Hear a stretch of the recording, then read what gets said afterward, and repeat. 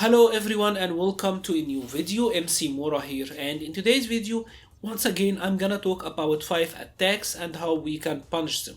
And I'm gonna start with G and a particular sequence that G can do in V-Trigger, which I find to be really strong, is G doing the spin kick and then cancelling into V-Skill 1. This is very good because on block G is gonna be plus. As you can see, it is +2 or +3 depending on how it hit. The spin kick by itself goes through fireballs, so that is really good. It hits really high, so it's gonna hit you out of the air as well. So it all seems very strong, right? But there is a big thing here that we can utilize. There is a big fatal flaw to this sequence. Let's repeat it again and show you what you can do about it.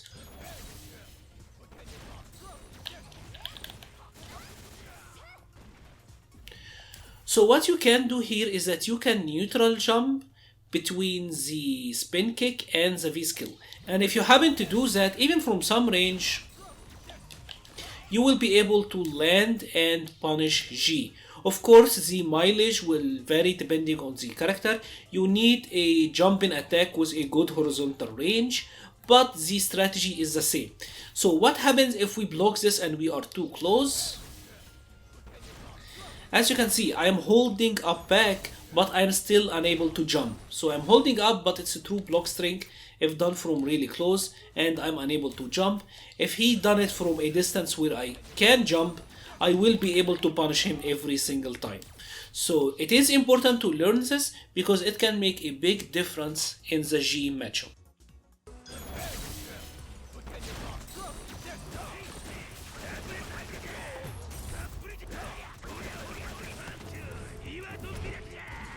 And now for the second attack that I wanted to talk about today, I wanted to talk about Poison's Crouching Medium Punch.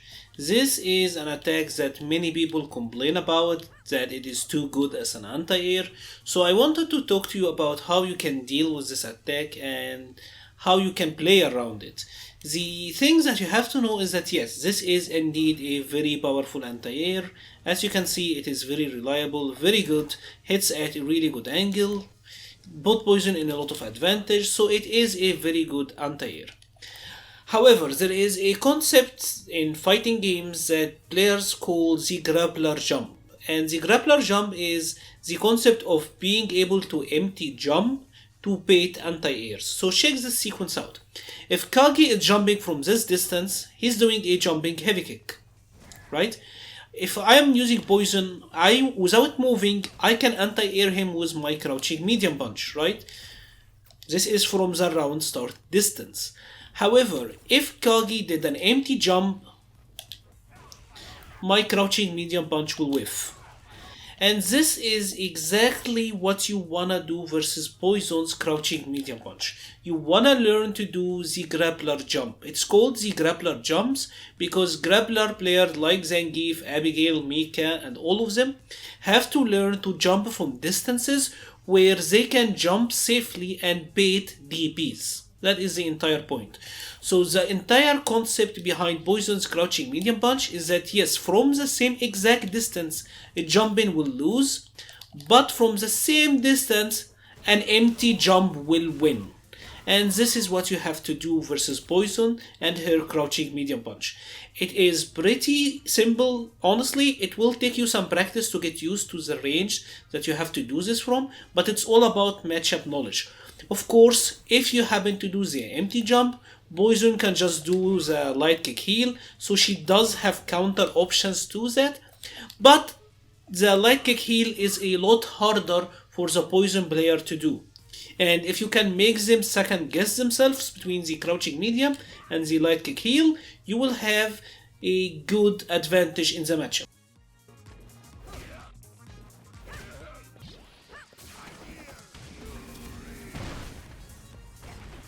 And now for our third attack, we are gonna talk about Abigail, who has probably been featured in this series more than any other character I can think of, which is saying something about, what type of character he is. But anyways, The attack I wanted to talk about today is his flip spin punch thing. It is this attack is half circle backwards and punch. The medium and the heavy versions are plus on block. This is plus 1. As you can see, the heavy is gonna be plus 2, which is really good. And this, of course, is hard to deal with because Abigail being in your face and having plus frames is hard. And of course, if you happen to block it, just like we saw earlier, he is plus. So what are our options? First of all, of course you can interrupt him. So as soon as he's flipping, as soon as he's in the air, you can just jab him out of it and you're gonna air reset. And this is a decent thing. It's not bad. It's not bad at all to get an air reset here, but you can punish him harder than that. What you can do is, as soon as Abigail has already flipped, so he will land on the ground and then he's gonna be ready to attack you. If you hit him, you're gonna hit him grounded and you can even throw him. So let's say, for example, let's check this out. As soon as he's flipped, I will be able to throw him out of it. As soon as he flipped, you can jab him out of it. As you can see, I of course didn't get the best conversion, but I was able to hit him grounded. Let's check the same for the heavy one. The heavy one have a bigger delay, so it is more likely than yours that you're gonna hit him, in the air. But again, it is the same concept. You can hit him grounded, or you can, throw him upon landing. One cool thing that you can do here is, if you have a call out on this, you can neutral jump and you will be able to land and punish him. So let's check this out. As you can see, I was able to punish him. This also applies for the medium.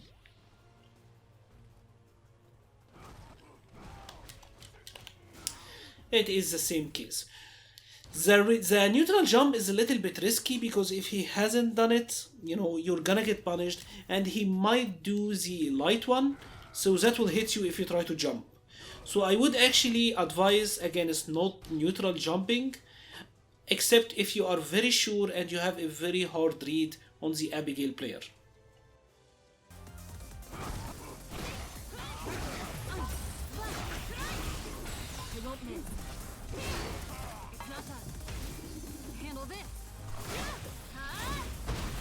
And now for our fourth attack today, I wanted to talk about something that is really practical that you're gonna run into all the time. It is a little bit of a common knowledge, but I understand that there are a lot of newer players nowadays, and maybe you don't know enough about the Rashid matchup, so you haven't come across it. The strategy I want to talk about is, of course, Rashid doing anything into the tornadoes and then using his V skill to roll forward. This is a dominant strategy because after that he's gonna be plus a lot. You can't V-reversal the tornado except on the very last hit. So how can we deal with this? There are multiple ways. The first thing that you can do is jump in or jump out as Rashid is charging his fireball. So when he is spinning here, it is actually a good thing to jump. However, as you just seen, you have to do this really early. If you do it late, the fireball will hit you on the way up. So if I delayed it, I might get hit.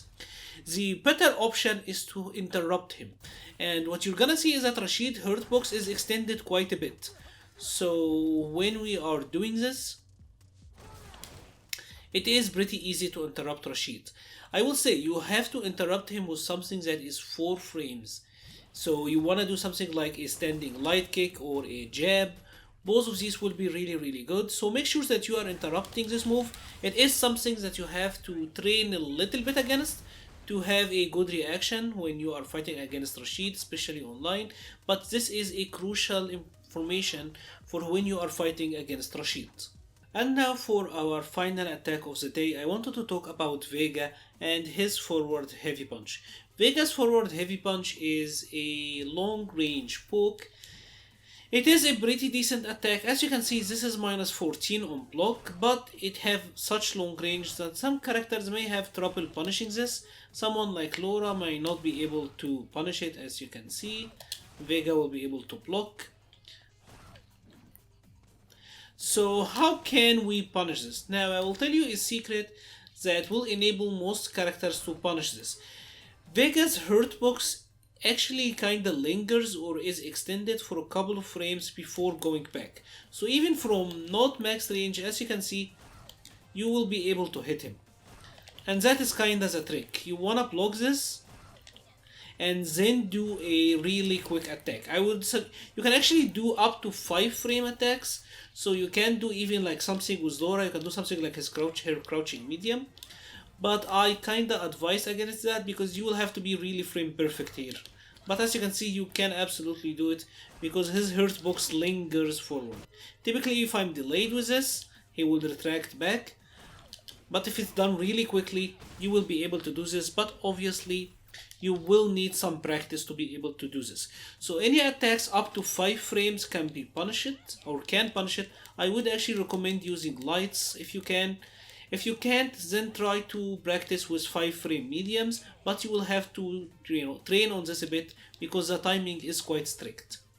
And that is it on today's video. If you have enjoyed this video, please leave a like or a comment. If there is a particular strategy or a particular move that is giving you issues, please let me know in the comments below and I will check it out and maybe will include it in the upcoming videos.